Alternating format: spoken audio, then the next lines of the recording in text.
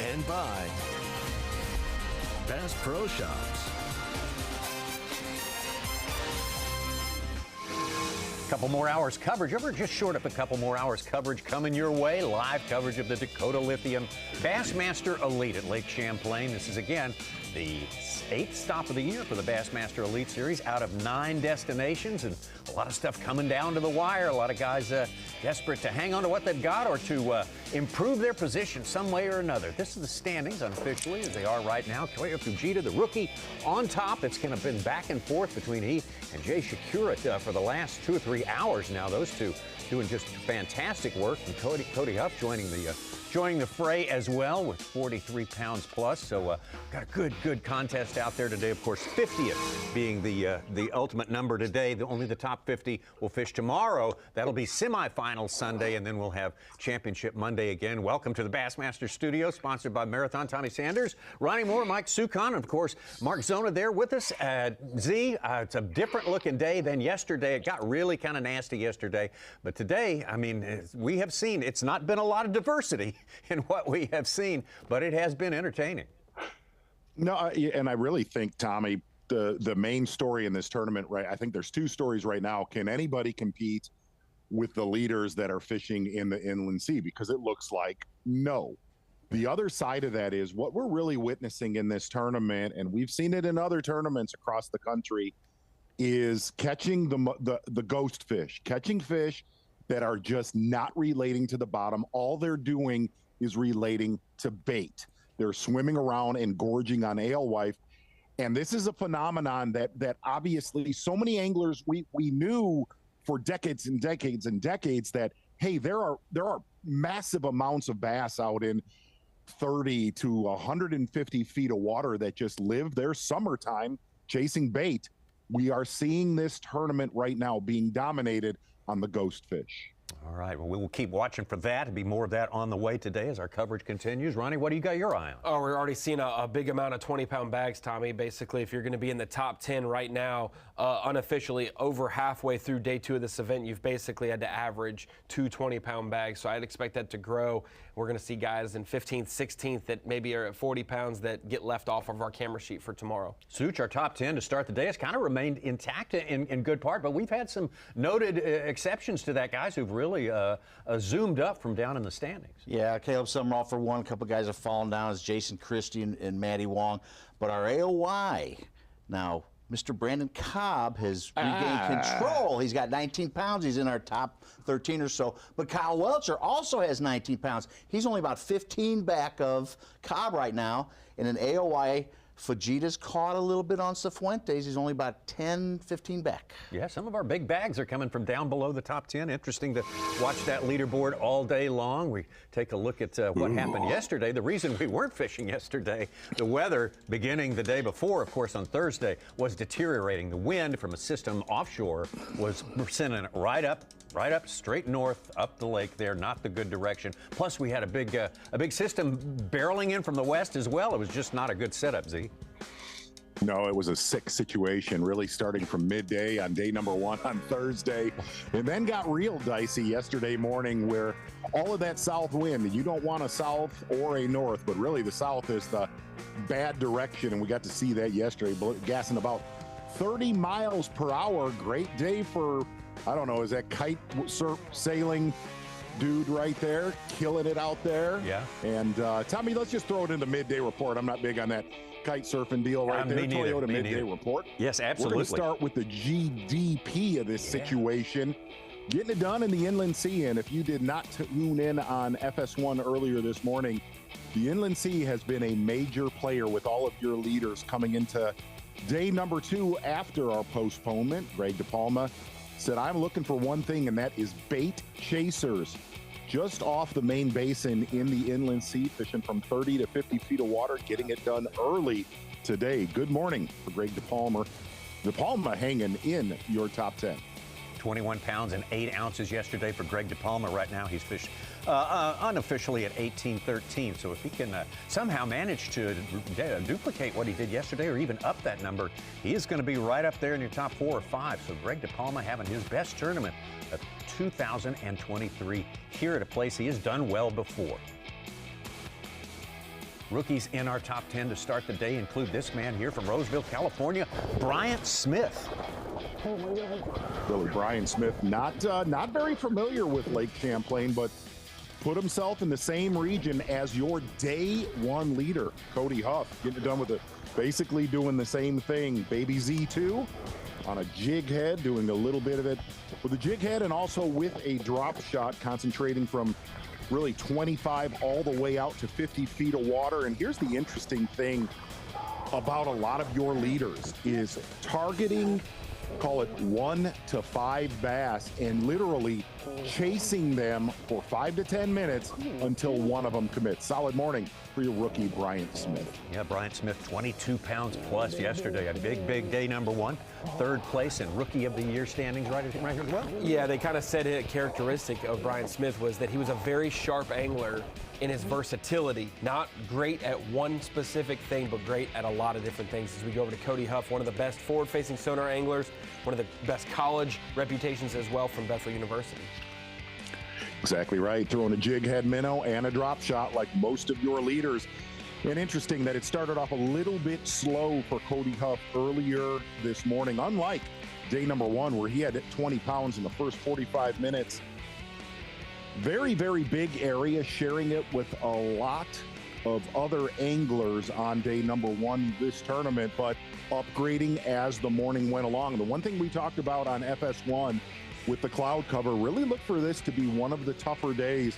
Going to have a lot of sunlight tomorrow where those alewife pods will come closer to the surface, drawing a lot of these wolf packs of smallmouth. 23.3 yesterday for Cody Huff. It was a little slower today, but he is over the 20-pound mark right now. And last year's Rookie of the Year, Jay Shakurat, locked in a battle for first place, back and forth for most of this day. Yeah, the problem Jay Shakurat has is the same problem that really Fujita has, and that is upgrading, both with a very, very good limit in their live roll right now. And it does not seem like guys like Jay Shakurat, Cody Huff, and Koya Fujita, it doesn't seem like they're going to slip up in this tournament. It's almost like who is going to outfish the other. Looking at Jay Shakurat fishing a little bit outside of the pack this morning. Jig head Baby Z2 and on a drop shot. Getting it done with the color is the deal and blue glimmer. Solid morning for Jay Shakurat. A lot of people wondering, this is a preview of what's going to happen next week. Of course, he had that fantastic finish, his first elite victory last year at the St. Lawrence River, busted the century mark, and that's the man he's been back and forth with all day, Koya Fujita. Yeah, and Tommy, as much as I want to say what he's using, I don't know. No, but what I think we can say, he is, we can say this without really knowing, but just watching how he works his bait, you would assume it's a jig head minnow type technique that he's using. Got to see him do a lot of that on Lake St. Clair. We do know the area he's in between those islands in the inland sea, fishing from, call it 27 all the way out to about 50 feet of water. A lot of his fish, you could tell, definitely suspended today. And it seemed like everything he set the hook on early this morning was 4 pounds or better, put on a show for all of his competition around him. Koya Fujita now at 22.4 unofficially on the day. Just reached a point pretty good while back that it was very, very hard to upgrade because he just about maxed out what you could do with smallmouth here. Let's go out to another angler who made the top 10 yesterday. Hasn't been able to maintain that spot. That's going to be Matty Wong. See if he can get something going here in the final couple of hours of competition.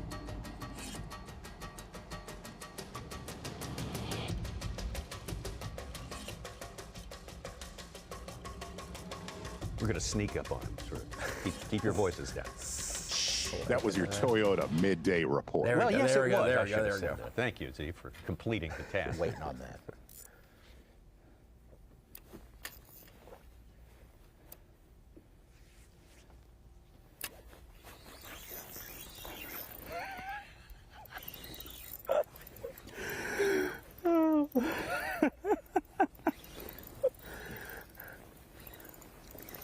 Oh my gosh, that's a toad. I hope you guys are having a little bit of fun with me this morning. Oh wait, afternoon. Wherever you are in the world. Oh, this is, I think, my biggest one so far. Just stay on there. if we can just kind of keep chipping at this school, this is like I said, there's 40 of them down there, guys. 40. 40. Just gotta be patient. No, don't jump. Don't jump. You stay down there. You stay down there. She's still green. Don't want to bring in a fresh mahi into the boat.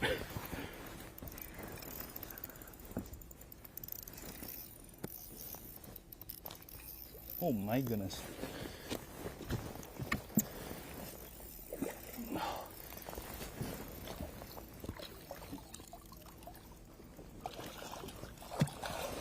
Oh my gosh, come here. Oh my gosh.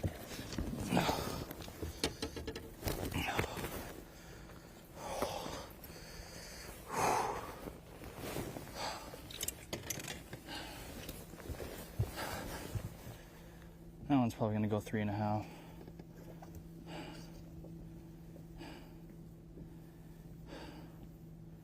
What was that last one I called? Was it number 3?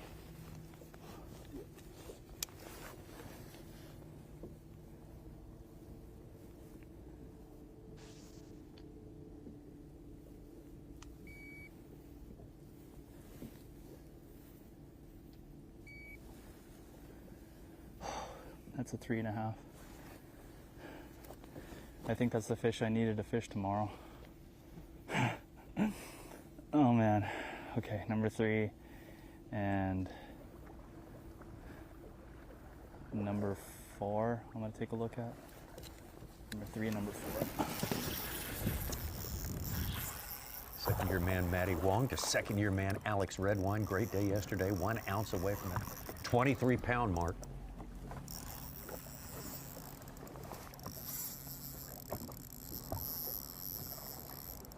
Was a little earlier. We need this. We need this.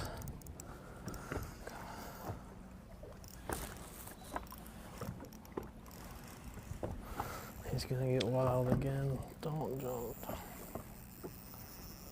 Alex Redwine and Matty Wong, Fujita, all starting in the same area as in the inland sea as so many other competitors, really in about a half to quarter-mile stretch in between 2 islands. Kind of talk about throughout the next 90 minutes what makes that area really productive this time of year. But Redwine also said he practiced here, said the fish definitely felt the pressure late on day 1, but definitely not the case this morning for Fujita. He pounded them early.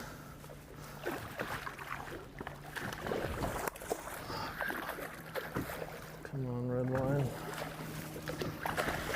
All right, fine. Oh. We needed you. Been a while.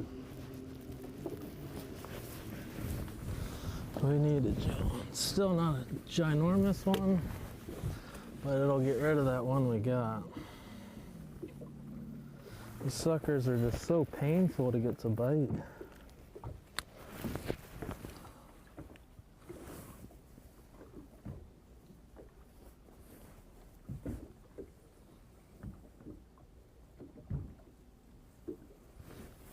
A little bit over 4. Not too bad. Call them like a 4.2. Golly, dude, it's freaking been a while. It has been a while since we have caught some fish.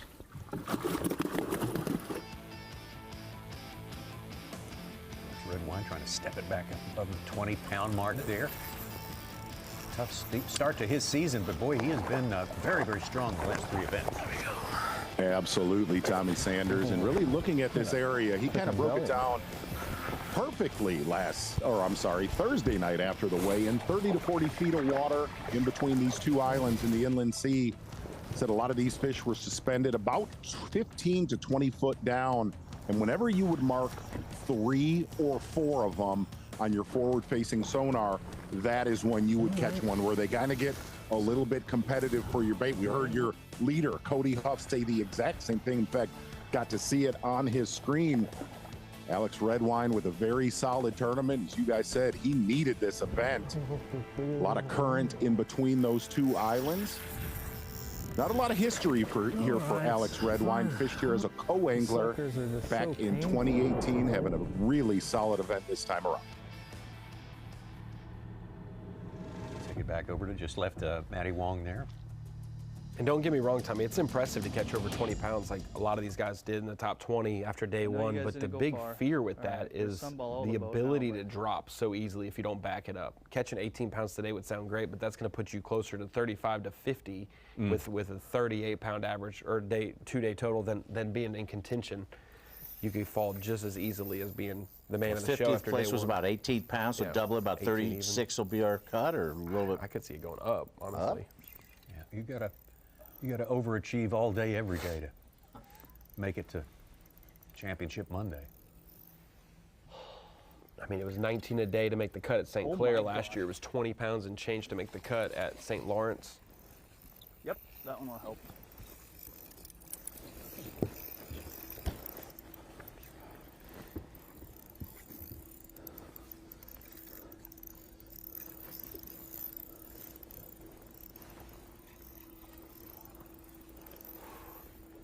Nice and easy. Nice and easy. Nice and easy. Nice and easy. Oh my gosh.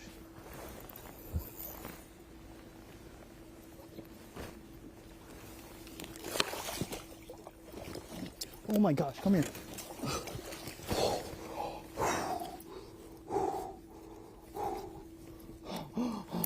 My nose popped out.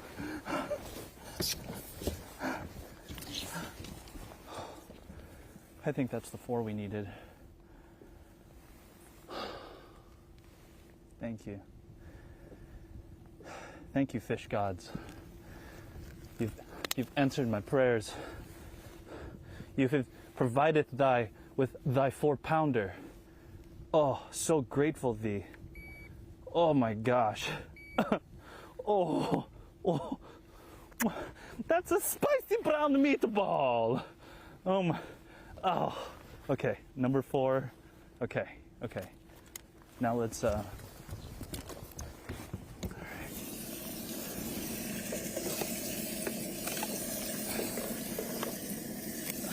right, let's.